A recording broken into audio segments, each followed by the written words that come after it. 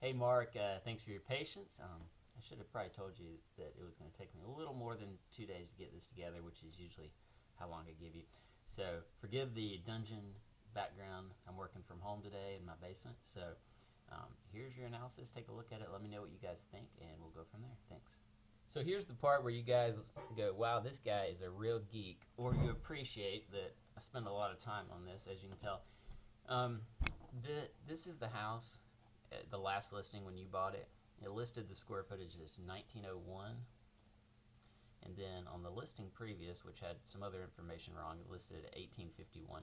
50 square feet isn't a huge ordeal, but we got to figure that out because when you go to the tax record, it lists 2,279 square feet. So what I did was, just for fun, I went back to the other house that I'd sold, that's exactly like yours but reversed, and it had it as 2,300 square feet. So now we're talking about a huge difference in all this. I don't normally like to measure because if it comes out low, then I'm kind of in a dilemma. So what I'm going to do is I'm going to reference the tax record as the source for my square footage, and it's always owner beware. It doesn't really matter what the square footage is as long as everybody's using the same measuring stick. So if other sales reference the tax record, then they can go by the tax record and they can see that those houses sold for that. However, if they come in and the appraiser does his job and he will measure, he measures it for less square footage, then that could affect their ability to bring the loan or have an appraisal problem. And so we'll cross that bridge when we come to it. I just want to be real clear. One of the things that I'm real big on is, since I'm trying to make you guys the most money possible, I don't sell to the appraisers. In other words, I'm going to get the most money we possibly can, and we're going to add the appraisal as just another point of negotiation. So we have 3 points of negotiation. First, we've got to get the price in the contract and the loan that we want from our buyers. Second, we're going to try to negotiate repairs, obviously as few as possible. And third, we have to negotiate the appraisal. This has been the year of bad appraisals, in the sense that there's a lot of pressure on those guys to not give you what they want because appreciation is going so fast. And they don't like to be the guy who stuck their neck out when the bank has to foreclose and appraised a property at, say, 5% more than previous properties had sold at. But I'd rather fight that battle and make you guys the most money possible than short sell you by taking a quick listing. That's my goal every time. So going through the past sales, this is not what we want to see. When I pull the comparable sales right within a certain range of 200 square feet of your house, we have some good sales. However, they're all new work, so that kind of hurts us. So we're going back 117 a square foot. Just follow my cursor here as I scroll over. 126 a square foot, 117, 131, 131. All good numbers, obviously. However, these people, like you, are getting their home not custom built per se, but they're getting to pick out all their finishes and their upgrades and all that kind of stuff. And the builders sometimes offer incentives. Now, the incentives from the builder are just very minimal right now, so I'm not factoring the incentives in there that much. However, that's not a good guide. So what I have to do is swing the door a little bit wider to pull in some other past sales. And this time we got the actives and the closed. Now, I've ordered these in square footage. So what we're going to do is we're going to skip over all these 2014s, and we're going to look at, now this is a bigger house. I don't like it as a comp, but it does have the 3-bedroom, 2-bath. And we hover over this and we see 107 a square foot. Now that's more realistic. This one was built in 2013, but it sold last year. That's a really quick sale, but it wasn't, sold from the builder. That's 103. Again, quick sale. Now this one, I think they just marked it wrong because that sold in 2014, and they should have had that as new work because they had the higher amount. So this one, that was an active, so we're passing up the actives here. Again, now we're getting in houses that are so much larger that they're just not comparable sales. But you see they're selling for 127 a square foot. Now, these are not going to be comparables. 117 a square foot, No appraiser is going to take them into consideration. But this is good news, because what this tells us is that a resale at 116, let's go back to this 2009 one, at 120 a square foot on a house that is significantly larger than yours. That means the rule is called inversion. It means that the smaller house should sell for just as much per square foot. So now, because the builder's mostly building larger things now, we have a specific market niche that's right at 120 and above. So let's go look at this one. Again, this is how we look at it from a market perspective, not from an appraisal. So like I said, I don't like to sell to appraisers. I'll deal with them when their time comes. Half the time it doesn't even become an issue and we get right through appraisals with no problem. So if we look at this sale and the finishes that they have on the house, you see that they've got the hardwoods downstairs. I know y'all had pre-finished hardwoods. These are just a step up. These are pre-finished, hand-scraped, wide plank floors.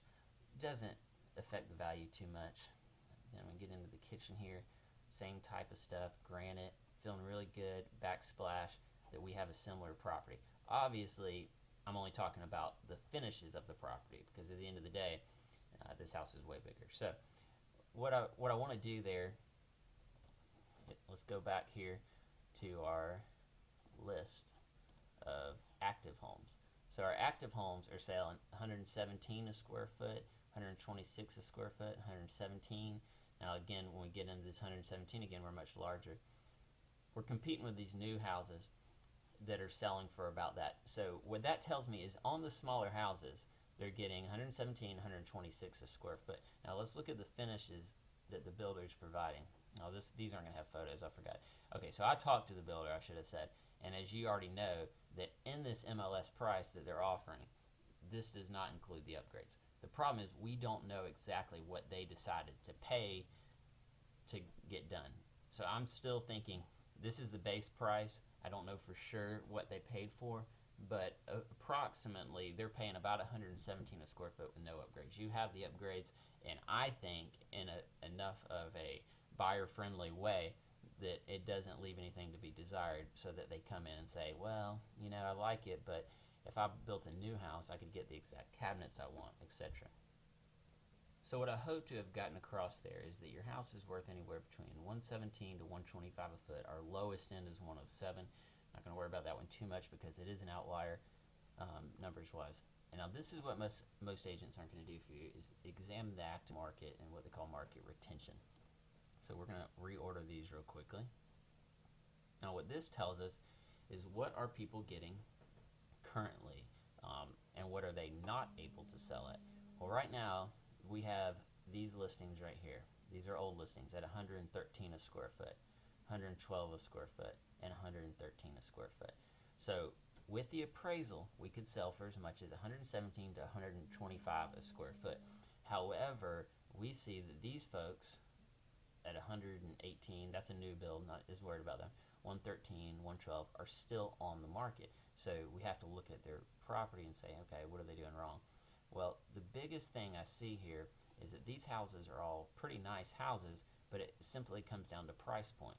So they've got the finishes, not too unlike yours. This one didn't have good pictures. By the way, when I take photos, they're amazing. I don't take them myself. I own a really nice camera, but after using it for about 6 months, I just got away from it. So for over 3 years now, we've been doing very professional photography, and I can shoot you some of our videos and whatnot. So you see that the finishes are pretty similar, but due to inversion, these houses should cost less per square foot. So that leads me to believe that, hey, we're still hanging on to, even though these guys can't get it, we're still hanging on closer to 117 and up. Even though these guys are priced at 113, it's just a price point thing. Our house is smaller, so it's going to cost a lot less than these houses. Now here's the ones that they have contracts on that are already active. Again, the new builds, it's not that they don't matter, it's just that one, they're not comparables, and two, it's really hard to compete with the builder. So you again see these people are getting at 118, 126, 121, and 133. So what's happening here is these folks with the similar size houses to the new builds are having to drop significantly to compete. Well, the good news is if you look at all the actives, you'll see None of these are anywhere close to your square footage. You're literally 1,000 square feet, well, 700 depending on which number we decide to go with, lower than these. So it literally just becomes a price point. It'll be somebody who wanted to get into that neighborhood that couldn't have otherwise. Okay, so here's where the rubber meets the road. I'm going to take you through how all of those numbers that we talked about in cobblestone and then in the larger view in Mount Juliet compute. I'm not going to do my math in front of you. I've already done that based on the square footage we had found off the tax record, 2279. So, oops. Okay, so here we go. The things that we can measure, these are the things that matter to appraisals and matter to comparable sales, which is what I do, but I just don't stop there. I do active market analysis, where I'm going to look at a competition. That's the only part I hadn't done yet. And we do the retention analysis, where we see what people are actually able to get contracts for and what they're not able to get contracts for in your neighborhood. So these are the objective things: updates, basement square footage, garage space. All of these we were able to eliminate by using comparable sales. Here's the subjective things that I don't think are going to come into play in your neighborhood, but I just like to throw those out there. If we have new home competition, that drives our price down. That's the only one that was major. And all these other ones, in terms of, they're comparable enough to our other sales that we don't need to address those. So in reality, and this is where we need to spend all of our headspace, is your house is worth about 115 a square foot. Now, 107 was one of our lower numbers, but we're going to try to hope that that's an outlier, because it seems to be. That would be putting you at 262. And that's just reality. That's where I feel like I have to tell you, I'm shooting straight with you. That's where we're going to go. Now we have to go to fantasy land, and frankly, this is where most of my clients like to spend their time, is imagining what would be the best case scenario, and I try to indulge that without losing track of reality here. So the best possible appraisal would be $125 a foot, or a list price of $284. Now, like I said earlier, I'm trying to make you the most money possible, but the last part we want to look at is what we call the competitive analysis. So they're gonna take two comps from your neighborhood and one from outside. So could we get 125 a square foot? Possible. If an appraiser made every adjustment that I wanted to make, pick the top 3 houses that I wanted them to pick, and we were able to get a buyer at that price. That is possible. So what we have to look at is that likely? So we're going to go to the competitive part of this whole analysis. And what this tells us right here is what our competition is. These are the active houses that are around the 260, 270 range. And what we'll see is I ordered them this time in the amount of square footage. So for 260, you can get 1,900 square feet. Now we represent a better value than they do, so that's good.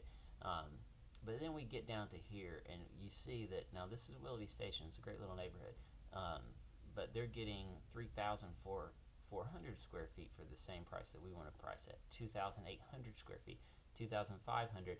What you see is that in that range, you can get a much better value than our house if we were to try to price it at $280,000.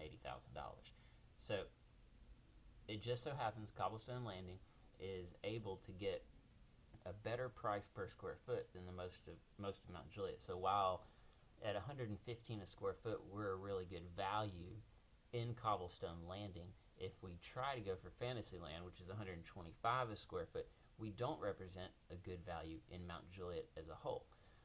So just something to think about. I think that we can try to get a little more, but it's going to be disappointing. I know you have a small window to sell.